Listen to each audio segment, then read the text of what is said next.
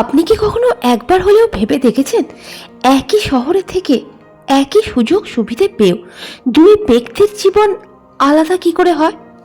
কি করে এক ব্যক্তি সামনে উন্নতির পথে এগোতেই থাকে, আর অন্য দ্বিতীয় ব্যক্তি যেখানকার সেখানেই পড়ে থাকে? আসল সত্যিটা হলো, তফাৎ শুধু ওদের পরিস্থিতির নয়, তফাৎ ওদের ভাবনা চিন্তার। আজকের এই ভিডিওতে জানবো কেমন করে শুধুমাত্র নিজের ভাবনা চিন্তা বদলে আপনি আপনার পুরো জীবন বদলে ফেলতে পারেন। আর এই ভিডিও শেষ হবার আগেই হয়তো আপনার ভাবনা চিন্তার এক নতুন পথ খুলে যাবে।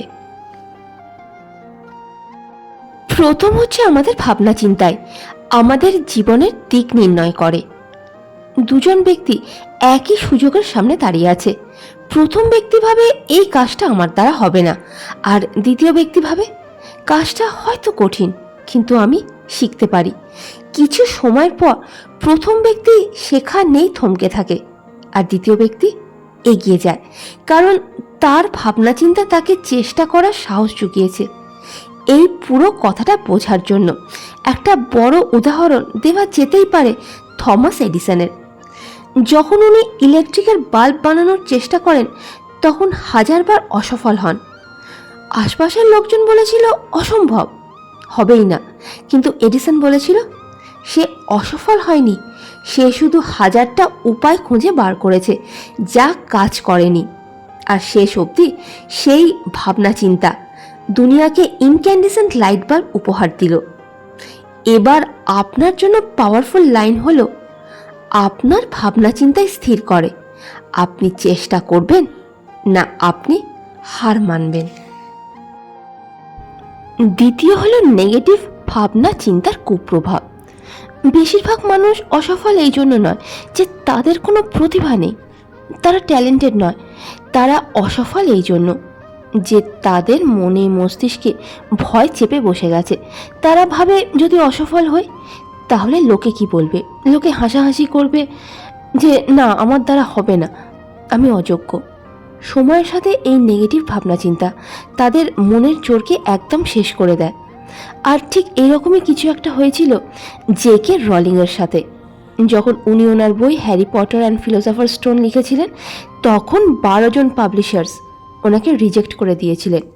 যদি ওই সময় উনি ভাবতেন যে হয়তো আমার কোনো যোগ্যতাই নেই রাইটার হিসেবে, তাহলে আজ হয়তো দুনিয়া হ্যারি পটারের কাহিনীর সাথে পরিচিতই হতো না। এবার পাওয়ারফুল লাইন শুনুন, বহুবার অসফলতার থেকে বেশি বিপজ্জনক হয় অসফলতার ভয়। তৃতীয় হলো পজিটিভ ভাবনা চিন্তার আসল উদ্দেশ্য। পজিটিভ ভাবনা চিন্তা মানে এটা নয় যে আপনি সবসময় আনন্দে থাকার নাটক করবেন।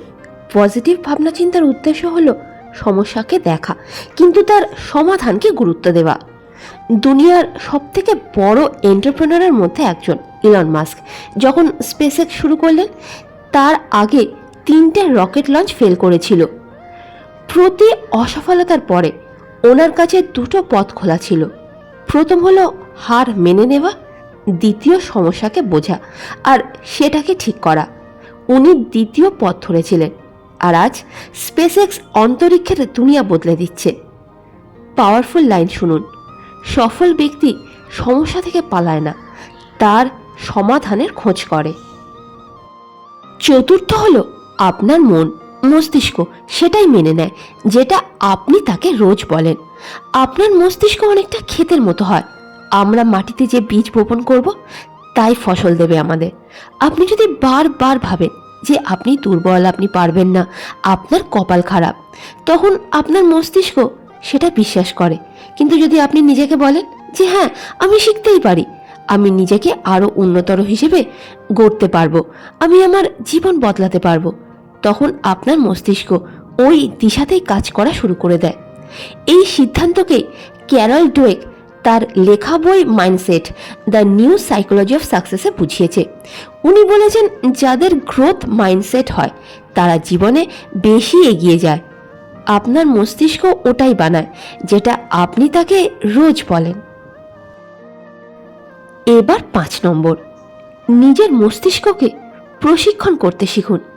যেমন শরীরকে মজবুত করার জন্য ব্যায়াম করা হয়, তেমনি মস্তিষ্ককে মজবুত করার জন্য অভ্যাস করতে হয়। দুনিয়ার সবথেকে মহান খেলোয়াড়ের মধ্যে একজন মাইকেল জর্ডানকে একবার তার স্কুল বাস্কেটবল টিম থেকে বাইরে রেখেছিল, কিন্তু উনি হার মানেননি। উনি রোজ অভ্যাস করতেন আর ওনার মস্তিষ্কে এই বিশ্বাস করে তুললেন যে উনি আরও উন্নতর হিসেবে নিজেকে প্রস্তুত করতে পারবেন। আর ওই খেলোয়াড় ভবিষ্যতে ইতিহাসের সবথেকে মহান বাস্কেটবল প্লেয়ার তৈরি হয়। পাওয়ারফুল লাইন মন দিয়ে শুনুন। সফলতা প্রতিভা দিয়ে নয়, রোজের নিয়মিত অভ্যাস দিয়ে গড়ে ওঠে। এবার 6 নম্বর হলো সফলতা প্রথমে মন মস্তিষ্কে গড়ে ওঠে। প্রতিটা বড় উপলব্ধি সবসময় কারোর মন মস্তিষ্কে আগে জন্ম নেয়। এক সময় এমন ছিল যখন লোক মনে করত মানুষ চাঁদে যেতে পারবে না, কিন্তু নাসার বিজ্ঞানীরা সবার প্রথমে নিজেদের মন মস্তিষ্কে এই স্বপ্ন দেখেছিল। আর জুলাই 16, 1969-এ অ্যাপোলো 11 মুন ল্যান্ডিংয়ে এটা বাস্তবে করে দেখিয়েছে। শুনুন, প্রতিটা বড় যুদ্ধ জয় প্রথমে আগে আমাদের মন মস্তিষ্কে জন্ম নেয়, তারপর দুনিয়ায় দেখা যায়। মনে রাখবেন, আপনার জীবন আপনার বিচারের পরিণাম। যদি আপনি আপনার ভাবনা চিন্তা বদলান, তাহলে আপনার সিদ্ধান্তও বদলে যাবে। আর যখন সিদ্ধান্ত বদলে যায়, তখন আপনার অভ্যাস বদলে যায়। আর যখন অভ্যাস বদলে যায়, তখন ধীরে ধীরে আপনার পুরো জীবন বদলে যায়।